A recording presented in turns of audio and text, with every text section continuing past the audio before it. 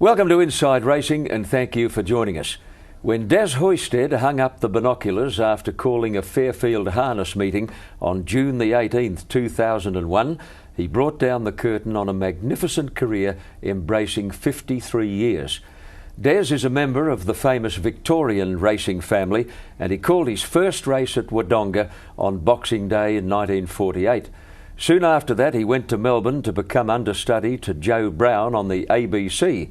In 1952 he landed the job of calling the Sydney races for 2GB, where he stayed until 1959 when he was at the centre of an amazing swap-over. Ken Howard was brought from 2UE to take Des's place at 2GB, and just a few weeks later Des started calling the Sydney races on 2UE. And for the next 24 years he gradually built his ratings and reigned supreme in the latter years as Sydney's most listened to racecaller. It's an absolute delight for me to welcome Des Hoysted to the set of Inside Racing as we pay him a most heartfelt tribute. Good to see you, mate. Thanks for joining us. Thanks, Jono. Nice to meet you again, mate. Well, Desi, to say the Hoysted clan is prolific is an understatement. Uncles, cousins, as far as horse trainers go, abound. Well, the original Wangaratta family had 12 members. A lot of them, of course, most of the boys went into racing in some form, and the girls, some of the girls married racing people. My father had 3 children, myself, Winifred, my sister, and Alan Andrew, my brother.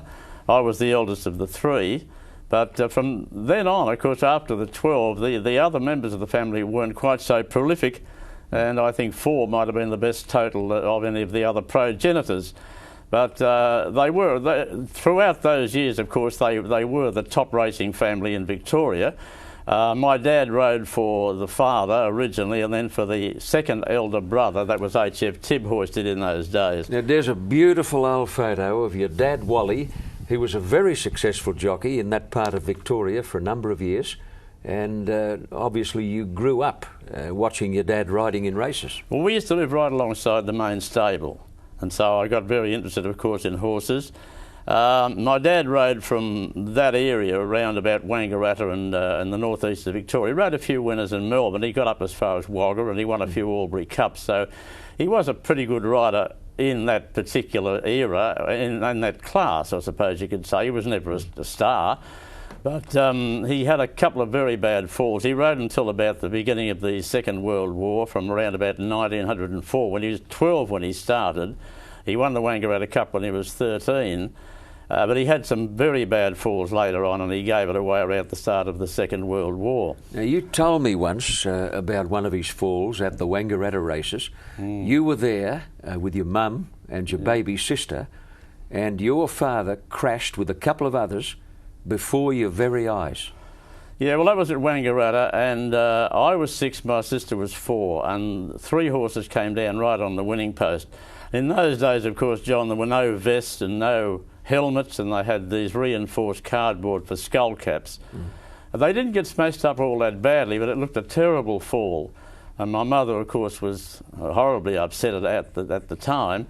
And that's always stuck in my mind. And when I was calling races for all those 50-odd years, I used to always get a bit touchy and edgy when there was a fall, particularly if I thought it was a bad one.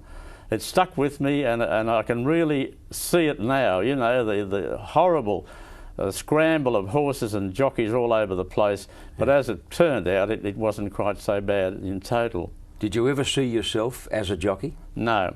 Never?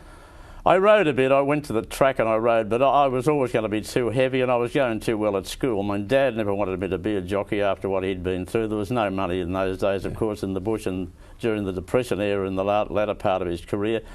And I was going pretty well at school, so Mum insisted that I stick to that, and I'm rather glad that I did, because I would never have made a jockey. Des, let's look at the Hoysteds who succeeded as horse trainers. I think it's fair to say that the most celebrated is cousin Bob, a man of unique talent. Yeah, well, he and his father, FW. FW had Rising Fast, of course, and he was 15 times the leading trainer in Victoria. He started off with jumpers, which was rather ironic, but he went from Wangaratta to Melbourne in about the early 1930s, Bobby was a most successful trainer, of course. He was a great dedicator to his horses. He loved them. I mean, he was so close to Manicato that you would have thought he was married to him. Yeah. And it was the same with those other horses like Rose of Kingston and Rising Fast. Well, there we see him with Rose of Kingston after she'd won the Derby and was favoured for the Sydney Cup and collected a motorbike on the way home from Rose Hill one morning. Yeah. And virtually I think that put her out of business. She did win a couple of races thereafter, but she was never the same. Now, Des Hoysted was another well-known trainer who died much too early, much too soon. Bonnie took over from his father, or learnt with his father, and then eventually took over from him. And he had a lot of very good horses. Don Astor, of course, won the Adelaide Cup for him. Manicato was obviously his best and his first Group 1 winner. But unfortunately for Bob, not long after he won the Golden Slipper, he passed away, had a massive heart attack. Yeah. And Bobby got the horse. But Bonnie sent Bob to Adelaide to buy Manicato and told him he only had $3,000 to spend to go to, and he got him for $3,000. Bobby said he didn't like Manicato, but he only bought him because Bonnet asked him to, because he was an awful, angry, big thing, and he was no good, of course, as an early, before they started to try him, and suddenly, when they went over to gallop him at Epsom, they found out he was a champion. Yeah. And he said to his wife, "I found my champion." This is before the Blue Diamond. Touching moment. Yep. Yeah, all those years and waiting for a good horse. Now, cousin Hal enjoyed a great deal of success. I think he was always Wangaratta based, wasn't he? He was, yes. He went as far as Melbourne. He brought some horses up to Sydney and won races in Sydney, but Golden Doubles, I suppose, was probably his best horse. He won 2 William Reeds with him. And Ali Khan, he won some good races with him, but by and large, I mean, I think he won a Launceston Cup with a horse called Overproof. But by and large, he has been in that area that the early horses from, say, Wagga back to about Victoria and then down to as far as Melbourne. Yep. And you went out a couple of interstate trips, of course. Yep. Now, there's Uncle Fred Hoysted got to train Rising Fast late in that horse's career. And I know you've always regarded Rising Fast as one of the best you ever saw. I put him in my best 3 stayers, Rain, Lover, Galilee and Rising Fast. Father, as he's well known, of course, so Bill Williamson put that tag on him. He got Rising Fast after Ivan Tucker was disqualified. Ivan Tucker won those big races with him in 1954. Father got him in 1955, won the Caulfield Cup with him, and then they ran second in the Melbourne Cup to Taparoa in that controversial Melbourne Cup where there wasn't a protest, but most people believe that had there been, he probably would have got the race. Des, it's great to be reminiscing and looking back on your 53 years of race calling, but we've got to pause for an important break, and when we come back, we'll continue to reminisce with one of the all-time greats, Des Hoysted, who retired recently as a race caller after more than half a century. Back in a moment.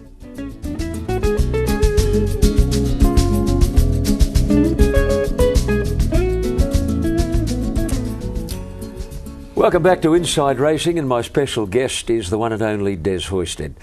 Des, your late mum, Dimpner, was a remarkable lady, and she did a lot of work for charity in her area of Victoria, yep, for which she was suitably rewarded in later life. She was the recipient of the British Empire Medal. And we've got a lovely photo of your mum on the left there with the then Premier of Victoria, Dick Hamer. Dick Hamer and Mrs Hamer, yes. My mum, of course, put a lot of time in, particularly after we left home. The 3 of us left home and got married and left home. And she spent years and years going around those old people's homes, playing the piano and putting on reviews and things like that. She was a very outgoing person, my mother, more so than my dad.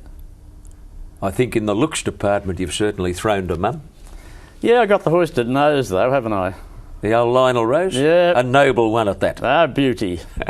Now, Des, your first real kick came when you landed the job as Joe Brown's understudy on the ABC in Melbourne, and you got to work with one of the true gentlemen of Australian race broadcasting. Yeah, that was about 6 months after I did my first call at Wodonga in '48. I knew Mel Morris, the sporting editor of the ABC, and he put me on as Joe's understudy. I did my first broadcast for the ABC in November of that year, and my first time relieving Joe Brown was when he went on holidays and Christmas. So I went from Wodonga to Caulfield in 12 months. Was Joe the sort of bloke to impart his knowledge and take an interest in your development? He was a lovely bloke, Joe. He really was. I think probably he wasn't so much of a racing bloke because he came from a hotel keeper's area in Devonport, Tasmania, I think it was, but he was a very, very nice bloke, and he gave me a great grounding, of course, as a race commentator, with that style that he had, you know, staccato sort of calling style. Yeah. Joe was a bit funny because he wouldn't use a microphone stand. Never did? Never did, no. Newfangled ideas. I could never understand it. Neither could I. But he called from until he was, was very old, and before he retired. Yeah. And he called on public address for pretty well all of the time. Tremendous effort. He could have made it so much easier for himself. I would have thought so. I mean, Lockie Melville came down there one day and told him he was taking 10 years off his life if he didn't put on a microphone stand, but he never did. No. Newfangled ideas, Joe said. Now, Des, I mentioned in the introduction the amazing chain of events that led to your leaving 2GB and going to 2UE in 1959. Now, Ken Howard at that stage must have been a formidable foe, intimidating. Well, I came up here from the ABC in 1952. I was an understudy at that stage to Joe. When I came here, I mean, Ken Howard was supreme. He was Mr. Racing. There was no television, and radio was the whole segment of getting outside broadcasts of races to the general public. I could make no inroads whatever into his audience, no matter how hard I tried, and they did pretty well. 2GB promoted me okay, but I had no chance. And when my second term of 3 years came up, and his second term of 3 years came up at 2UE, he was with Cliff Carey. Cliff had come to 2GB in the meantime, and he was with me.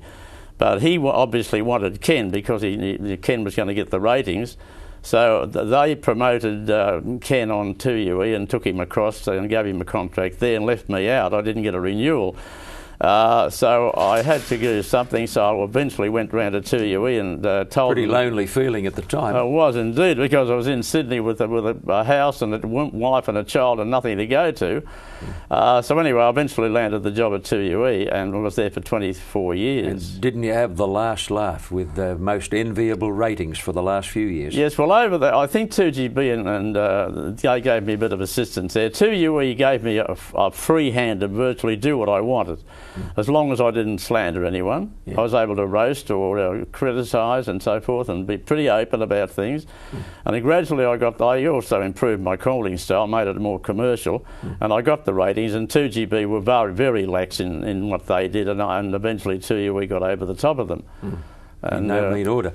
You shared the airwaves with other great callers during those golden years of radio, but there was one for whom you've always had tremendous admiration.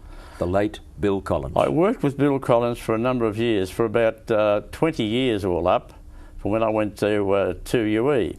And in my mind, he was the best race caller we've ever had. I mean, he had his bad days. As you know, Bill was a mad punter, and a very big punter at that.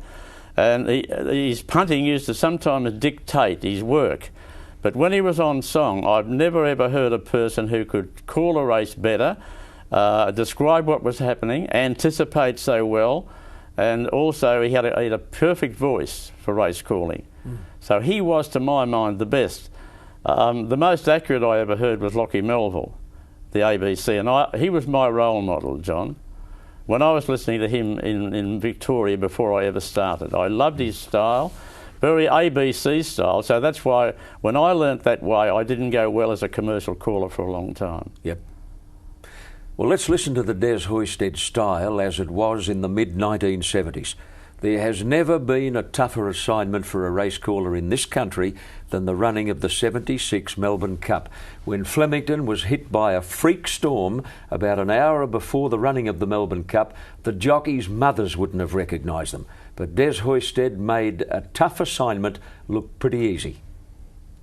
They're covered in mud now. It looks like Van der Hum making a run out wide as they enter the straight, and then 2 or 3 lengths further back came clear. It's pretty well impossible to pick up the forces in the middle of the field, but Happy Union leads past the 250, only just in front from Reckless and Summer Hay, and coming hard down the outside is Van der Hum, and Gold and Black going with him. The 2 favourites are going to battle out the cup. Van der Hum and Golden Black have run to the front at the 200. Van der Hum about a neck in front of Golden Black with Reckless and Happy Union behind them. It's Van der Hum coming away from Golden Black in the closing stages, and Van der Hum goes on and wins the Melbourne Cup by a length and a half to Golden Black. Kythera's run third, and neck away fourth is... Yeah, the horse named after a popular liqueur, Van der Hum, and ridden by Bobby Skelton. Well, Des was virtually a non-punter throughout his long broadcasting career, so emotion rarely, if ever, crept into his race calls. But there was one notable exception. The 1982 AJC Derby, won by Rose of Kingston, trained by Cousin Bob. Now, and the leader is on the outside, Our Planet just in front, but Rose of Kingston pounced immediately. Rose of Kingston takes the lead over the Rise, about a length or so now to Our Planet, a length and a half further back, Rare Form, followed by Mr. Digby. Gurner's Lane is running on, but Rose of Kingston's got the Derby won. She's making history. Go, Rosie, go! She's got it won. Rose of Kingston, a length and a quarter. Our Planet is second, Gurner's Lane third. Fourth is Mr. Digby, followed at the head of the others by... Two perfect race calls from Des Hoysted. You know, the horse you admired most of all was one you never got to call, the Great Burnborough. You stood outside Joe Brown's broadcast box in 1947 and saw this horse do the near impossible to win the Newmarket. That was Burnborough. In the 1947 Newmarket, he had 9 stone 13. He was opposed to a field of 27 runners, and he was, of course, a hot favourite. But he never really appeared in the call. In fact, I can remember old Jim Carroll saying, I cannot find the favourite. And suddenly Burnborough, who was about 3 off the rail, came to the outside into the centre of the track, and he just gobbled up a top field of sprinters. You would hardly imagine a horse could have gone so quickly. He was not a 100 to 1 chance with about 200 to go, and he was all over the winner, 100 to go. Here he comes to the centre of the track now, and with Burnborough just throwing the Mully just throwing the reins at him, really, he picks up this wonderful field of sprinters, and on the line he was taking hold of him to win by about a neck. It was one of the most courageous and brilliant performances you could imagine, and he did it so easily. He was a cheeky jockey, Des, wasn't he? He always rode him that way, and he rode him that way in the Caulfield Cup, of course, and got buried and never got in the race. And a magnificent looking thoroughbred specimen he was too.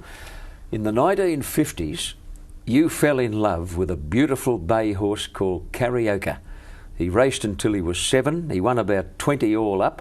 One of his great performances, though, was to win the Metropolitan of 1953 with the equivalent of 60.5 kilos. Lovely photo of him there from your personal collection. Yes, that's right. Well, Uncle Duck gave me that.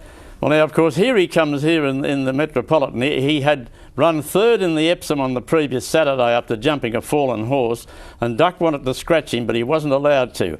And he draws level with Hydrogen, who was another champion horse, and he just gets the better of Hydrogen over the last 50 metres and wins by about a long head, I think was the margin. You'll notice as he comes back to scale there, John, he's just about out on his feet. Yeah, much like Octagonal after winning his derby here. He's never the same after. You're on record as saying that Tulloch was the best horse you ever actually called. Yep. Now, you didn't call this particular race, the Caulfield Cup of 57, but I bet you wish you had. Well, I wish I had too, because it was a performance of a world beater. I don't think any horse in the world would have got near Tulloch this day. He had weight for age, and he beat an absolute top field, and he toyed with them. Ran right away over the last 100 metres and ran record time at that stage. Neville Selwood on board. He was invincible on the day, wasn't he? He was an outstanding horse, and of course he must have been to have come back after that bad illness that he had. I think that points the fact that probably he's been the best horse we've had in the last 50-odd years. I think he was better than Kingston Town. It's hard to argue with that. OK, time for us to take another break, and we're going to break with an assortment of photographs from the Des Hoysted photo album.